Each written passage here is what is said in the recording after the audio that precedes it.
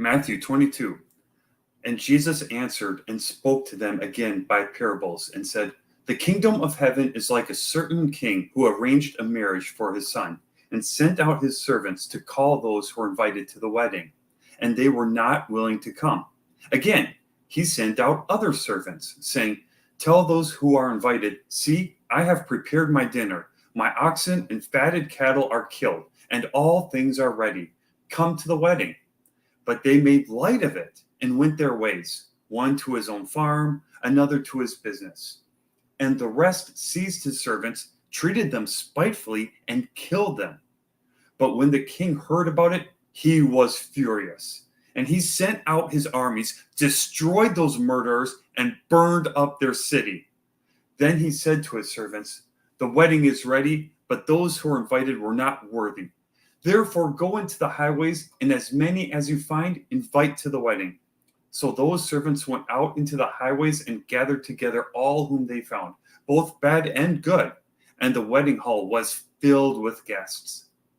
But when the king came in to see the guests, he saw a man there who did not have on a wedding garment. So he said to him, Friend, how did you come in here without a wedding garment? And he was speechless. Then the king said to the servants, Bind him hand and foot, take him away, and cast him into outer darkness. There will be weeping and gnashing of teeth. For many are called, but few are chosen. Then the Pharisees went and plotted how they might entangle him in his talk. And they sent to him their disciples with the Herodians, saying, Teacher, we know that you are true, and teach the way of God in truth. Nor do you care about anyone, for you do not regard the person of men. Tell us, therefore, what do you think? Is it lawful to pay taxes to Caesar or not? But Jesus perceived their wickedness and said, Why do you test me, you hypocrites? Show me the tax money. So they brought him a denarius. And he said to them, Whose image and inscription is this? They said to him, Caesar's. And he said to them, Render therefore to Caesar the things that are Caesar's, and to God the things that are God's. When they had heard these words, they marveled and left him and went their way. The same day, the Sadducees, who say there is no resurrection, came to him and asked him, saying, Teacher, Moses said that if a man dies, having no children, his brother shall marry his wife and raise up offspring for his brother. Now there were with us 7 brothers. The first died after he had married, and having no offspring, left his wife to his brother. Likewise, the second also, and the third, even to the 7th. Last of all, the woman died also. Therefore, in the resurrection, whose wife of the 7 will she be? For they all had her.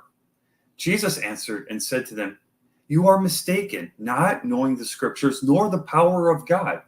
For in the resurrection, they neither marry nor are given in marriage, but are like angels of God in heaven. But concerning the resurrection of the dead, have you not read what was spoken to you by God, saying, I am the God of Abraham, the God of Isaac, and the God of Jacob? God is not the God of the dead, but of the living. And when the multitudes heard this, they were astonished at his teaching. But when the Pharisees heard that he had silenced the Sadducees, they gathered together. Then one of them, a lawyer, asked him a question, testing him, and saying, Teacher, which is the great commandment in the law? Jesus said to him, You shall love the Lord your God with all your heart, with all your soul, and with all your mind. This is the first and great commandment. And the second is like it. You shall love your neighbor as yourself. On these 2 commandments hang all the law and the prophets. While the Pharisees were gathered together, Jesus asked them, saying, What do you think about the Christ? Whose son is he? They said to him, The son of David. He said to them, How then does David in the Spirit call him Lord, saying, The Lord said to my Lord, Sit at my right hand till I make your enemies your footstool. If David then calls him Lord, how is he his son? And no one was able to answer him a word, nor from that day on did anyone dare question him. Matthew 22.